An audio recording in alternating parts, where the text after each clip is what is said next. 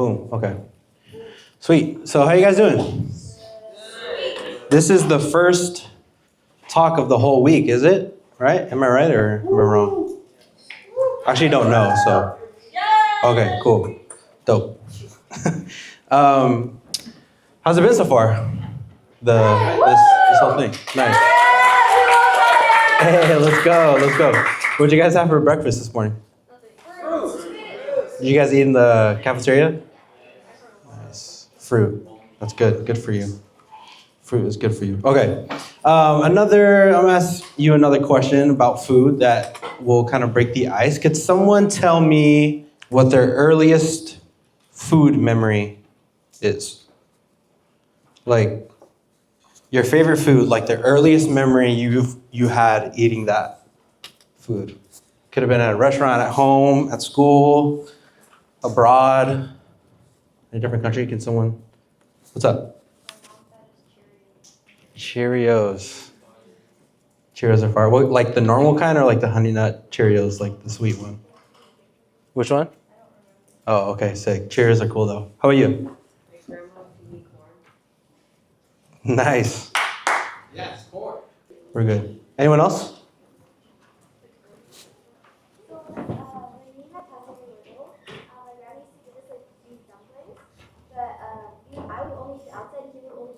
Oh, that's so funny. That's awesome. That's teamwork, honestly. I love that. Anyone else? One more. Yeah, what's up? I would make my grandma peel grapes for me and take out the seed. I feel like that's kind of like a universal experience. Anyone else did that? Okay, sweet. Nice. Okay. For me, I remember one of my earliest food memories was I was probably 4 or 5 in kindergarten during lunchtime. And my mom would get my brother and I these frozen lunches called kids cuisine. Does anyone know what kids cuisine is? Yes! Okay, sick. This is a kids cuisine. If you don't know what it looks like, this is what it is. And yeah, it looks kind of gnarly, to be honest. But I would love these frozen lunches with like the different compartments and stuff. You would have dessert and there's like corn. But I would want this specific one, this mac and cheese one, because it just looked so appetizing. The way they photographed this platter of macaroni and cheese, steamed corn, and I think fruit jellies. But yeah, that's one of my earliest food memories. I also love just like the packaging of this. I love just like how much color there is, how kind of wacky it is. I love the character that they created. It felt like almost like a world. Like this box was kind of like a window into a world that, I could have traveled to, that was not part of my own, which was pretty cool to kind of like have that imaginative concept for lunch as a kindergartner. And looking back, I think of this honestly as one of my earliest examples of like why I love color in art. I think color is one of the most kind of like cheat code ways you can like show your personality, like even if you get dressed in the morning for school or whatever, like to go out. Color is like a huge way to do that. I felt like it also helped me fall in love with like memorable characters. Do you guys know who those guys are up there? Wonder Pets. Yeah. We get one for that? What did you say? Yeah, Wonder Pets. The theme song was fire too. And also just like with the picture of the mac and cheese, it was just like so appetizing. I felt like it was also a reason for me to fall in love with imagery and find that there's so much power in imagery. Now, this kids' cuisine mac and cheese, it's not necessarily my primary point of inspiration when I need, to make great art. That would be kind of ridiculous, right? But I think it is a good reminder of what I wanted to talk to you guys about talk about with you guys today, which is that art is powerful because it is personal. Now, before we dive a little bit deeper into this, I wanted to give a little bit of a bio into who I am and how I came to kind of do what I do in graphic design and art direction. So that's me with a cat that's not mine. I'm actually waiting for my tires to get changed, and that was the shop cat. But I do have my own cat. So I was born in this county in Riverside. This photo on the left, I don't know if you guys have been there, but it's called Tio's Tacos. It's a Mexican restaurant near the library. You guys should go. I definitely recommend it. Force Kane to bring you there for lunch one of these days because the food is fire, but also like they have so much outdoor space where you're kind of just surrounded by art that's completely made from like recycled materials and essentially trash. It's really cool. And here on the right is an installation at the Cheech Museum, which was the old library in downtown. Played a lot of music growing up. I did 8 years of like piano lessons and violin lessons against my will. But also, traveled the world singing in choirs like this. Can you guys spot me? What color shirt am I wearing? Oh, it's teal, but you got it. You found me. Thank you. I appreciate it. I don't have it anymore. And also like playing in bands too. So I loved music growing up. Also had parent issues, as I'm sure most of us do. No, they didn't try to murder me. They were just Southeast Asian, and so they loved me, but they just showed it in very unique and silly ways sometimes that I didn't really understand until I grew up. But growing up, generally, I, saw a lot of support for, my creative expression. But when it came to like college and choosing what to major in and essentially like choosing what career I'm gonna jump into, it kind of got a little dicey there. But for the most part, I got that support. But in high school, before kind of all that confusion, I loved making music, taking pictures with my friends, making videos with my friends. On the left here, I'm making music with my friend. Here is such an embarrassing photo from a video in an English class that we made a rap music video to summarize the book Marley and Me. And I vividly remember getting like a C because we didn't give a good like summary of the book. We focused too much on the production value of the video, and so that did not work out for us. And this was like another video that I did with my friend. It was pretty funny. It's fake rain. And then in college, even though I was studying something completely different, I discovered graphic design. And these are kind of some of my early works. You guys should appreciate this. This is very embarrassing for me. I've never shown anyone this, but this is some of my early works here and there throughout the years of college, some in high school. Oh, wow, thank you. Wow. You guys are lying, stop. No, thank you, I appreciate that. That's funny. And then I also discovered my love for films. This is one of my favorite films. Exactly. But I remember specifically watching this movie called Secret Life of Walter Mitty. And it's such a good film. I don't know if you guys have seen it, but it's honestly like one of my comfort films. It's so good. It came out during Christmas like 20 years ago, but it's really good. If you guys haven't seen it, it basically follows this character named Walter Mitty, played by Ben Stiller, who's a quiet and introverted analog photo manager at Life magazine, which is essentially, if you know anything about analog photography, his technical job title was negative assets manager. So he like took care of like the film strips and stuff. And Life magazine in the movie at the time was facing a transition, going from primarily a print magazine to a digital magazine, kind of like a blog in the age of like the internet when it was blowing up, and ultimately threatening his job. Things get worse when renowned photojournalist Sean O'Connell, played by Sean Penn, sends a missing photo negative, they dub it negative 25, meant for the magazine's final cover. Walter is then thrown into a bunch of random side quests and tries to find the negative and essentially keep his job. This is Sean O'Connell.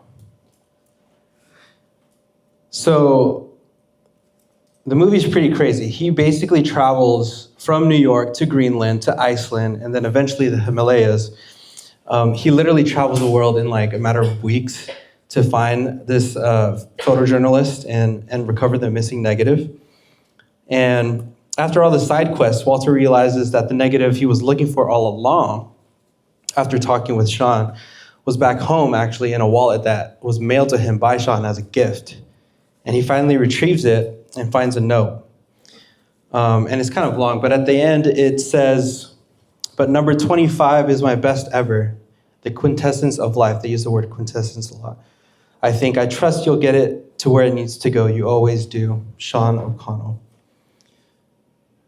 And after reading that letter, he pulls out the photo, and it's a photo of him. Mind you, they have never met. They've worked together for 16 years, but they've never met in person until he travels to the Himalayas and realizes the photo that will be used for the final print cover, is a photo of him. And it's the photo essay is dedicated to the people who made it, but focuses on Walter Mitty doing his job as a negative assets manager. I thought that was super, super cool. So Sean O'Connell and Walter Mitty were great friends, and to Sean, what he considered to be the right choice for the cover of the final issue was a photograph of Walter, his friend. This is what mattered and what was most personal to Sean at the time. And it tells us again that art is powerful because it is personal. Kind of keeping in the movie theme, I think one of the best depictions of this idea, of this thought, comes from a movie about a chef. Now, I love food, as you guys already know. Like, literally one of my earliest memories was about a platter of frozen mac and cheese. But I remember also growing up eating my mom's Indo food. And I remember just growing up and kind of all of a sudden falling in love with like the hospitality industry and restaurants and coffee shops and kind of just third spaces that had that idea in the center of it, food and kind of fun drinks. But every time I get the taste of Indo food, whether it be at home or at like a potluck or at some distant uncle's funeral or anywhere else, like at a restaurant, I just get a wave of nostalgia and kind of really feel a calling to the motherland. And in this film about this chef, there's kind of that same theme where through food, art is the most personal. Art that is the most personal is the most powerful. So in the movie, there's this well-respected and highly feared food critic who comes to this long-standing restaurant, right, to do a review.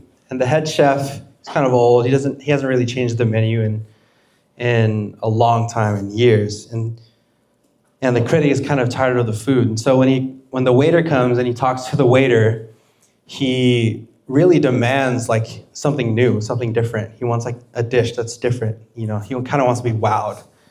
And so one of the chefs, one of the line cooks, he kind of takes it upon himself to figure that out.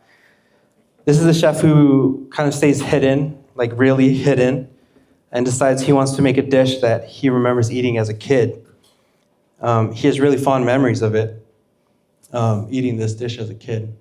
And apparently, so does the critic, because when he takes a bite, this happens. He's transported back to his childhood.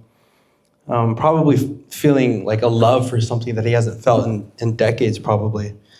And in his review, raving about his experience at Gusto's, this restaurant, he says this: "Last night I experienced something new, an extraordinary meal from a singularly unexpected source. In the past, I have made no secret to my disdain for Chef Gusto's famous motto, quote, 'Anyone can cook.' But I realize only now do I truly understand what he meant. That not everyone can become a great artist, but a great artist can come from anywhere." Or in other words, stories are what make art great. With all its unexpectedness, quirks, and imperfections, art is powerful because it is personal. One of my favorite, that's funny. One of my favorite personal projects I did was something I did for my kind of like old portfolio a couple years ago. I love basketball. As a kid, I played basketball in my parents' driveway like every day after school. And my brother and my mom got me into watching the NBA. And a couple years ago, as I was redesigning my portfolio, my website, I wanted to create something fun for like the About Me page for people to get to know me. And I decided on two things. One, to use a method that I was having fun with at the time, which was frame animation. And two, it had to show a little bit of my personality. And so I was in this room and I set up my phone, and basically how I did it was took a video of myself, and I was going to take individual frames from that video, essentially take screenshots of them, paste them onto an artboard, print it out, scan it to digitize it again, and then kind of play it quickly, if you will. Like if you think of video, like frames per second, it's kind of like that. It's just like a different way to get there, kind of. And so when I did that, this is the video. It looks ridiculous. So you might be able to tell what I'm trying to do there with the context that I've given you. Essentially, I'm trying to I walk into the frame, right? And I grab my head, and it's supposed to detach from my body, and then I bounce it on the ground like a basketball. And then I pass it towards the camera to kind of like end the loop. So that's what I thought it was going to look like in my head. And so that turned into this. These are the individual frames, which I then took each and kind of like made it like a video of it. And this is kind of the final result.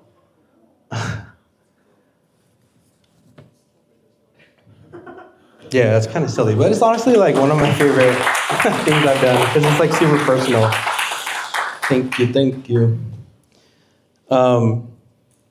So a lot of people tend to think that as an artist, especially in the age of like social media and like overconsumption and like you're just kind of being fed things, art should be made with the goal of winning over or winning the approval of the consumer. Like for example, if you are someone who's wanting to start like a clothing brand, you don't necessarily want to create things that you think people aren't going to think is cool or won't think is cool. Or if you're a songwriter, a lot of the times you reject ideas that you think people won't relate to. The fear of meaninglessness in the creation and the output of your art is strong. Like it's palpable sometimes when you're trying to create. You can almost feel the criticism, even before you start. And a lot of the times that can hinder you from creating things that make you happy as the artist. But I would argue, that you kind of lost the plot. Art is for the artist. It is meant for self-expression. It's like a means of expression. It shows how you interpret the world and translate the experiences that you have as a human being every day. And in order to come out of those human experiences, whether good or bad or whatever, to create something meaningful, you have to be at least a little bit vulnerable. We've kind of been talking about this the whole time. The idea that the most powerful kind of art is the one that's most personal. And You guys might relate, but I'm sure we all grew up with kind of those voices, in our head, left and right, telling us that we should play it safe or play it smart. It's kind of ingrained in us to avoid conflict sometimes. It's second nature to observe what's worked for others, whether it's a specific career, or moving to a certain city, or staying in your hometown, or going to a specific college, doing a certain major, or even going to college at all. All those kind of analytical and critical thinking skills that we use on everything else, as artists, we kind of need to turn it on ourselves. The truth is that the art that people want to consume, read, watch, listen to, contains truth about the human experience, especially your human experience. Growing up, I always thought that the art was about mastering skills, like the most famous artists across industries are famous because they're good, right? Like they're, quote, good. But I've come to learn that in reality, that idea is kind of a threat to art itself. I feel like it's why so many natural-born artists, I'm sure some of you in here now, don't choose to become, quote, real artists. There's another movie called The School of Rock, another one of my favorite movies. Jack Black, who plays Dewey Finn, has this quote, and he says, "Those who can't do, teach, and those who can't teach Jim." Now, this is kind of crude, but in the context, it's kind of funny. But he has a point, and I'll use this guy as an example. Do you guys know who this is? Oh, I was scared of this. You guys don't know who this is? Timothy Chalamet played him in a movie.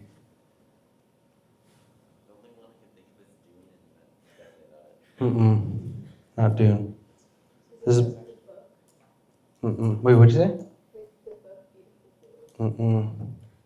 This is Bob Dylan. There you go. Here we go. Yeah, this is Bob Dylan. Arguably one of the greatest songwriters of our time. But in terms of singing, you don't really think of Bob Dylan. Like, he's okay, but he's definitely not the greatest, Like, I could probably find someone in the music department here at the university who's a better technical singer than Bob Dylan. But as an artist, in the words of Dewey Finn, he can definitely do. And the reason why his art was so important and reached so many people across the world was because his songs were personal. He wrote about his life, his tragedies, the way he loved people, the way that people loved him. He wrote about things that mattered to him, like different political issues and things going on in the world tragedies. And in his songs, sometimes there were calls to change them. This guy, Bong Joon-ho, director of Parasite, which in 2021 the award, I won many awards, but he won the award for Best Director at the 2020 Oscars. And I'll never forget this. When he went up to accept his award and give his speech, he did one of the most humble things I think someone could do, like in a situation like this, where you're winning kind of like one of the most prestigious awards. What he did was quote his favorite director. He said, "When I was young and studying cinema, there was a saying that I carved deep into my heart, which is," and he quotes Martin Scorsese here, "that the most personal is the most creative." And I think that goes for everything. I didn't want to necessarily, come here and meet you guys and talk to you about what I do as an artist or what I think, best practices are for like any specific medium of art, or even to try and like convince you guys to like go into creative careers, even though we need more artists. I think that's true, but like that's not why I'm here, to convince you guys to do that. If you really think about it, it's less about creativity and more about permission. Permission to trust that what you've lived is worth making something from. Art is essential because it allows us to experience things that we may not be able to put into words. You know, you'll hear a song with lyrics that perfectly described how you felt last week about something, and you've never been able to put it into words, but you hear that and you feel something new. Or you watch a movie with a scene that has so much emotion that maybe you felt that at a certain point, but you haven't been able to see that with your own eyes, and so you see that through that form of art. And it also brings people together for a common goal sometimes. Or, you know, in my case as a kindergartner, it might just make a 4-year-old stoked about frozen mac and cheese, you know, but the point is to know that your story is your greatest asset. It is the best point of inspiration. And in order to make art that is meaningful, it has to be personal. Thank you.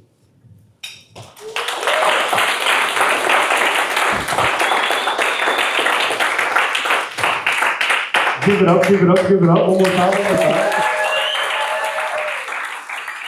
time.